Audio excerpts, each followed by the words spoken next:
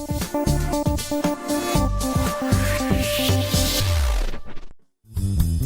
views and opinions expressed in this program are those of the participants and do not necessarily reflect the views of BronxNet or the program underwriters. Hi, everyone. Welcome to Mission BX. I'm your host, Eileen Newman, and Mission BX is a collaboration between the Center for Bronx Nonprofits at Hostos Community College and BronxNet. We take you behind the scenes at various nonprofits in the Bronx so that you can see the wonderful work they're doing for the community. Today, we're going to be visiting with Desmon and Derrick Lewis. Desmon and Derrick Lewis are the co-founders of the Bronx Community Foundation, a foundation that has already stepped up to help organizations and people in the Bronx during this pandemic and will be continuing the work, making the Bronx a better place to live for everyone. So stick around and come with me to meet Desmon and Derrick and hear about the wonderful work they're doing in the Bronx with a lot of great volunteers and people who want to make the Bronx a better place for everyone.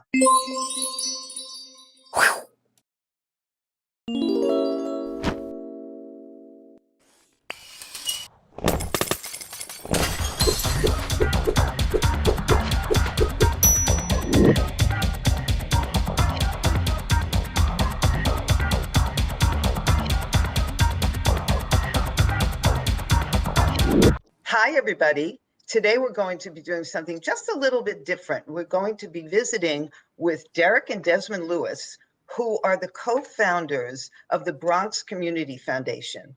So it's a little bit of a different kind of nonprofit, but they're doing some very exciting work in the Bronx. So Desmon and Derrick, thank you so much for taking time to do this. And I'm sure there are some people who've heard about the work that you're doing with the Bronx Foundation, but can you tell us a little bit about, let's start with talking about you two who suddenly appeared and are doing this amazing work. So obviously the obvious is that Desmon and Derrick are twins, which I found fabulous, and they both have names that begin with D, so I love this. So can one or both of you talk about you all and how you got into this idea of this Bronx Foundation?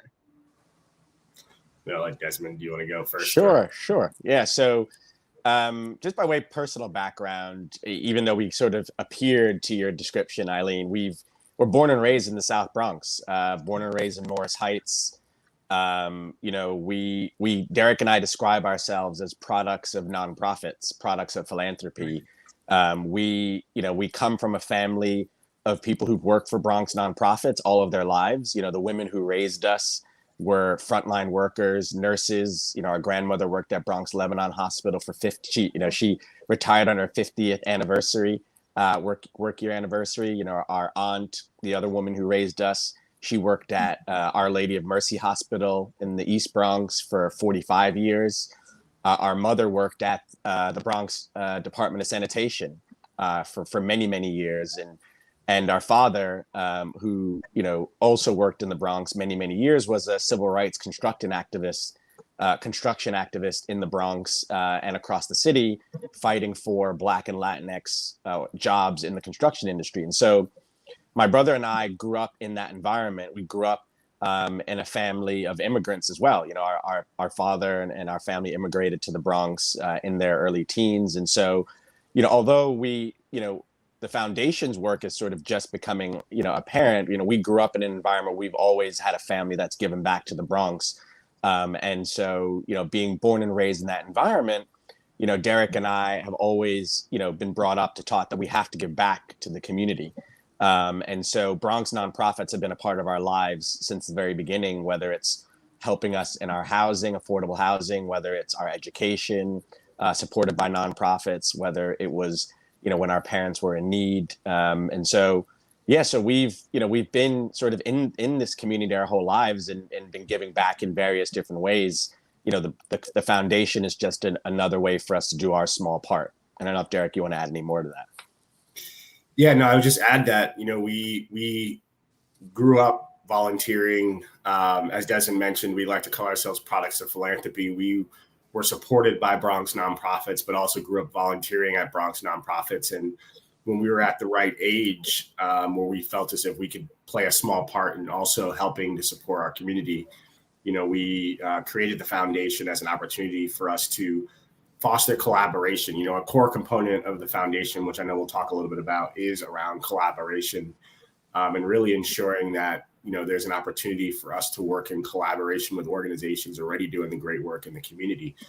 And just personally, we, as Desmond mentioned, we grew up around people who always gave back, people who had careers around giving back, whether it's our father who was a grassroots activist, picketing and doing all the things activists do in order to push forward the rights of those who have been historically marginalized, and so that's the environment we grew up in. So I have to say that's so interesting, and for the audience.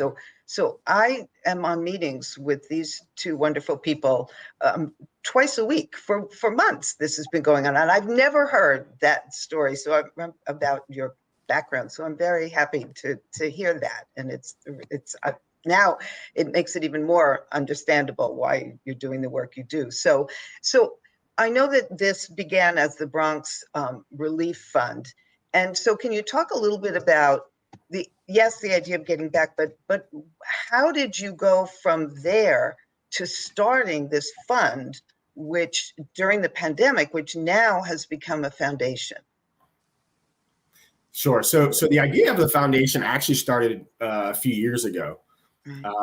And so Desmond and I were thinking about how do we really give back in a way that's not duplicative, right? We didn't want to create another nonprofit that was doing already the great work of that other nonprofits were already doing. And so we spoke to many community leaders, and we spoke to many nonprofit leaders and public sector leaders, and tried to get a better understanding of where there was an opportunity for us to play a small role in helping to progress the prosperity of our community. And so we identified really an opportunity to be a collaborator. We didn't want to create, direct services, because we knew there were a lot of organizations already doing great work in the direct, providing direct services to the community. But one opportunity we saw was a place for us to foster more collaboration. Nonprofits in the Bronx are already doing great work, but the resources that are there to support those nonprofits have been, frankly, very thin. And so a lot of nonprofits are working to solve challenges that one organization alone can't solve. One organization alone can't solve for the entirety of, food insecurity in the Bronx. One organization alone can't solve for the digital divide. And so we saw an opportunity to say, how can these organizations work together to solve that to solve those challenges? And so we, a few years ago said, why don't we look for an opportunity to create an organization that could foster collaboration amongst all the organizations in an objective and unbiased way.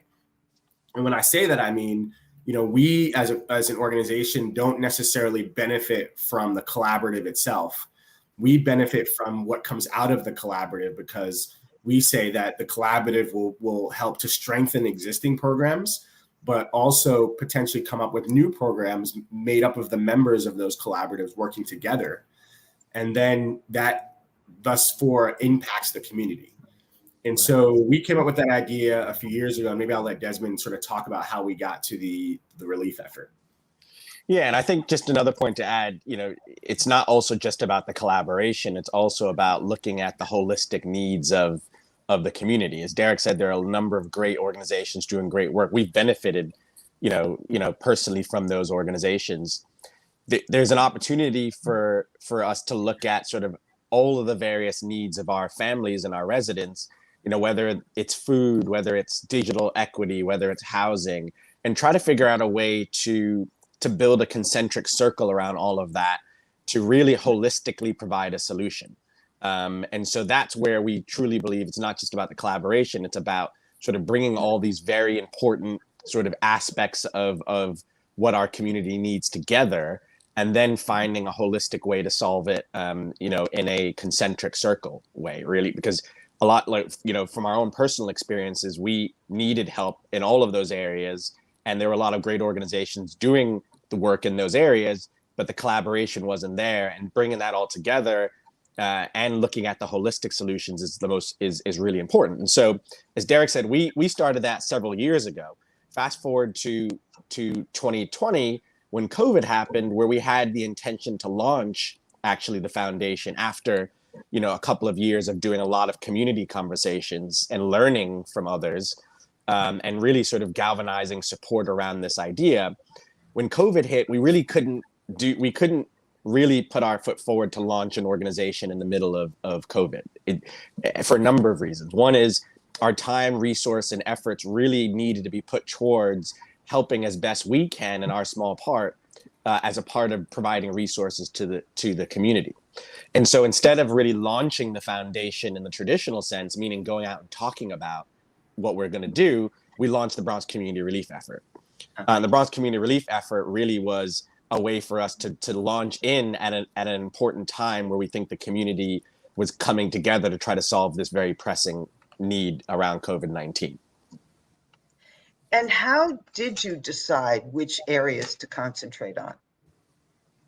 It's a great question. So we had been having dialogue with the community before 2020 around the needs and where the community believed there was an opportunity for us as an organization to play a role to help foster, to Desmond's point, sort of the concentric capability, right? So we had community conversations with community leaders and asked them sort of, what do you think are the key areas that we should focus on? But more importantly, what are the key areas that you believe require support within the community? And so, the topic of food insecurity was, kept coming up. The topic of the fact that the Bronx is the largest digital desert in the city, that topic kept coming up. The support needed for our small businesses. We're a small business economy, as you know, Eileen, in the Bronx. The support needed around housing. Desmond and I grew up in affordable housing, so we know what it's like to be in affordable housing, but also have affordable housing organizations sort of operate in a lot of ways on shoestring budgets. The support needed for our nonprofits, as you more astutely know than we do, Eileen, the fact that there are a lot of nonprofits that are budgeting month to month because there aren't a lot of there isn't a lot of money, frankly, that's coming into the Bronx to support our nonprofits.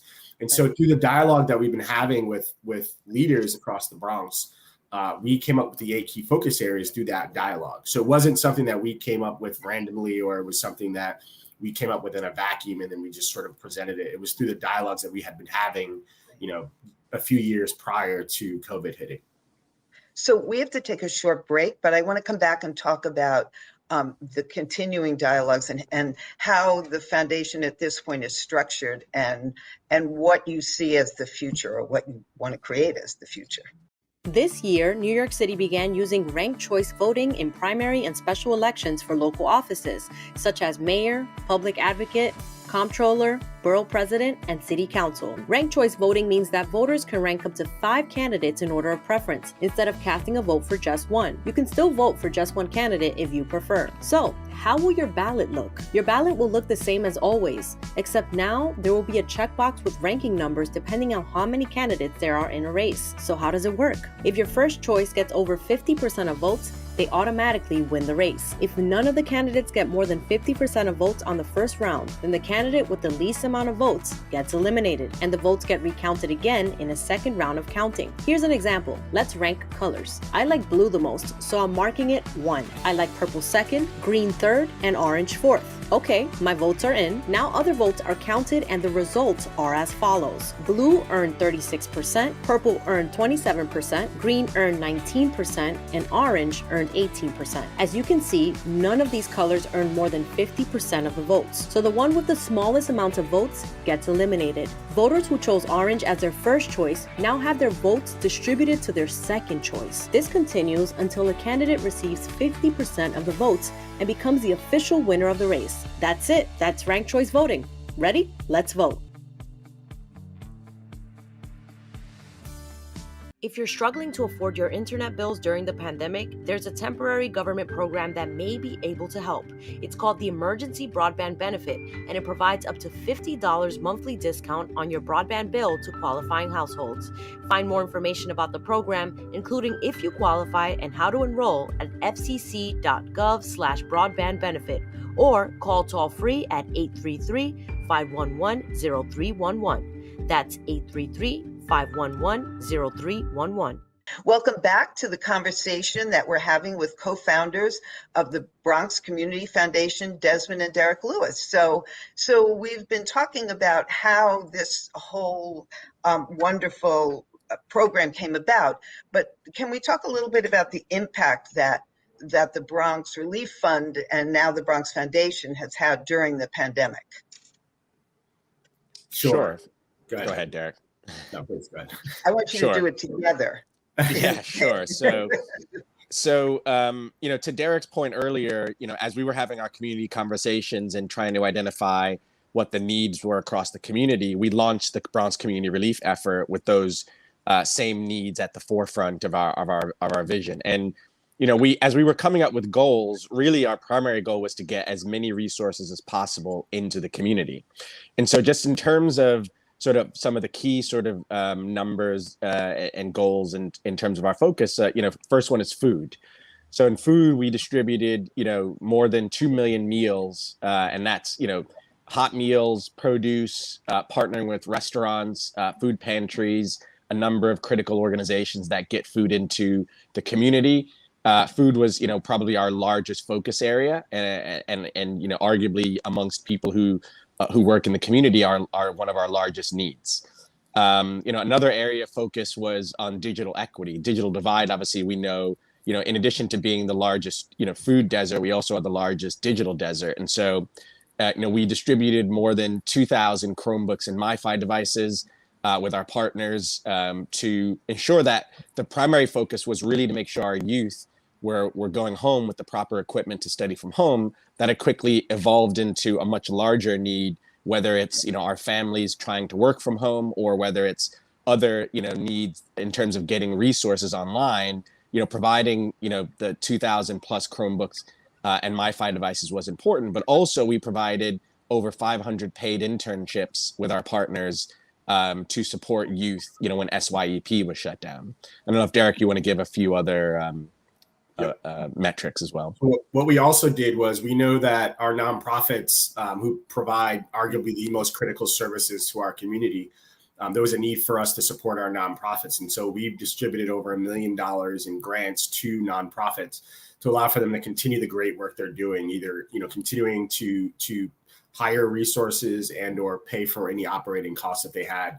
But we wanted to ensure that our nonprofits receive the resources they need to continue to provide the most critical services to our community. The Bronx is really a small business economy. And so to date, we provided over $1 million in monies to small businesses in the Bronx.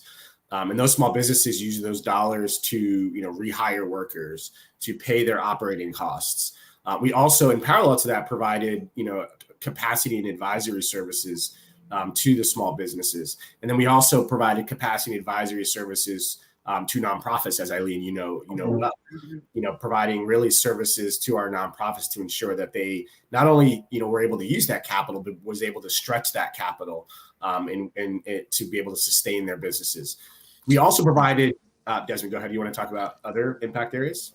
I was going to say for housing, we also created a technical assistance learning community and provided grants directly to affordable housing organizations, really who were facing sort of a perfect storm of resources being very low, residents obviously being furloughed or laid off, so couldn't, not being able to pay rent, and then obviously being put under the strain of having to deal with COVID-19 restrictions and requirements. And so our housing organizations, as a part of our housing work, came together and really talked about how can they partner and collaborate in ways to support residents. But I also just want to highlight another very important point in terms of how we decided to distribute these resources. And it's important to note that we are a participatory-led organization, meaning all of our grant making is participatory, meaning we have nonprofit leaders, housing leaders, small business leaders that are already working in the Bronx, deciding where those resources go. The foundation, we are really focused on being a participatory organization from beginning to end, from top to bottom, or from bottom to top. And so all of our decision making, whether it's grant making, whether it's resource distribution, and even, to the point of deciding, how we operate as an institution, is decided with community-led, community vision, as well as community informed. And so participatory activity, and being informed by the community in everything we do is going to be core to our mission and how we operate as an organization. And also, just to add to that, the Bronx community relief effort was actually operated 100% volunteer. The foundation currently does not actually have full-time resources working on what we do. And so participatory also means community-led, community-driven. And we sort of take this community power approach to say, our community is involved in not only with the decision-making, but also the execution of the activities that we do as a foundation. And so where do you see I know this is one of those typical questions, but where do you see the foundation in 5 years? What are your goals? What do you want the foundation to be doing down the road? Oh, Desmond, do you want to go first? Sure. So, I mean, our we have very lofty vision and lofty goals, right? We're not sort of naive enough to think that we're going to solve all of the systemic and institutional challenges we face, because they are systemic. They are, born from institutional, in many cases, racist decision making that was done and been done in the Bronx for many, many decades. But we're trying to see if we can move the needle in the best way we can. So whether it's, not being the most food insecure place in the entire city, moving that needle further towards prosperity, whether it's not being the largest digital desert, so helping to close the digital divide in the best way we can, whether it's, providing support to our housing organizations and our small businesses and our nonprofits. And so our goals really are to, build prosperity across all of these areas and really build partnerships, strong, long-lasting partnerships across the community to uplift and build capacity for organizations already doing the work, right? And I think that's very important for us in terms of an organization. We want to build capacity and uplift organizations already doing the work and help to really move towards the goal of really eradicating a lot of these systemic and institutional challenges. Yeah, and I would add to that, I think, where we see ourselves five years is really playing a role to help to be a connector and a convener, but also help to think about strategic initiatives through collaboration, right? And also thinking about innovative ways to solve the challenges that we face as a borough through collaboration. And so it's working with organizations already doing the great work, but also thinking about how can we be innovative and coming up with new ideas to solve these challenges, but also bringing additional resources into the borough. Our goal as a foundation is to be an advocate along with the nonprofits in the Bronx to bring additional resources. We believe long are the days where the Bronx is being looked at as a place where, resources are scarce, right? We want to help bring significant amount of resources and put and shine a light on the great things that are a part of our home and a part of our community. Yeah. And bring the community into that process. Right, that's very important for us to bring the community into that process to decide, what the community and what we believe is needed and where those resources should be going. And can you just talk a little bit about Bronx.org so people know Sure. how they can get more information? Sure. Yeah. So there's two primary websites. One is one we launched during the relief effort, which is called helpforthebronx.org. And that's really where we found a need talking to hundreds of community leaders and community grassroots organizations where at the time there wasn't a single place for people to find resources or to identify where they can get help. And so we launched helpforthebronx.org as a way for people to have a one-stop sort of location they can go to find these resources. And then we also have thebronx.org, which is primarily focused on educating people on the foundation and what resources we have available and the work that we're doing so that the community can get involved and really help us, and inform us as we're going out and doing this work. So you've been doing this with a lot of people who have been, and I can speak to this, a lot of people who have been on calls every week, looking at ways to help make the Bronx a better place and a place which provides opportunities for better lives for the citizens of the Bronx. And everybody on those calls, and the two of you have been doing this as not as a job, but as a volunteer commitment. So somewhere down the line, there had to be a conversation about we needed help and we need to hire people. So can you talk a little bit about what, so people know if they have an interest, what you're looking for now, because you are looking to hire? Absolutely. So as you mentioned, Eileen, Desmond and I have never really worked for the foundation in the traditional sense. We've never been paid or had a salary. We've been working on the foundation work for years, volunteer, because, we are born and raised in the Bronx. This is our community. We love our community, and we feel as if we need to do this for our community, being from here. But you are right. There was a point in time where we realized that there was capacity needed to bring on additional resources. And so we've actually recently started an executive director search, which will be our first full-time hire for the Bronx Community Foundation. That process kicked off a few weeks ago with a community engagement process. We wanted to really be intentional in engaging the community to help craft, what we think the sort of background, demographic, experience, et cetera, of this leader should be. So we were very intentional in starting off really in asking the community, what type of leader should be in this executive director role.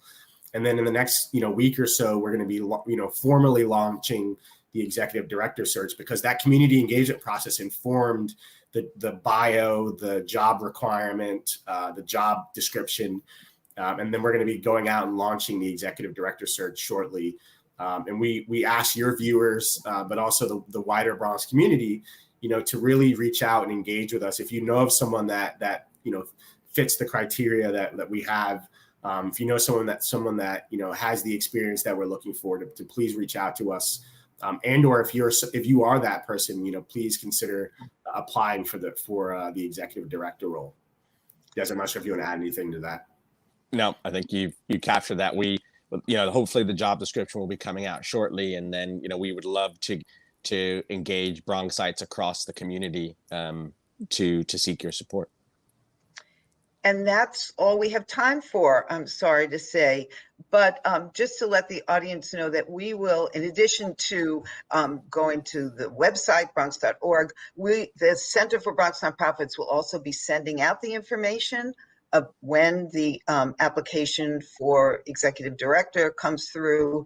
So you'll be able to get information from us. But so I have to say thank you for doing this.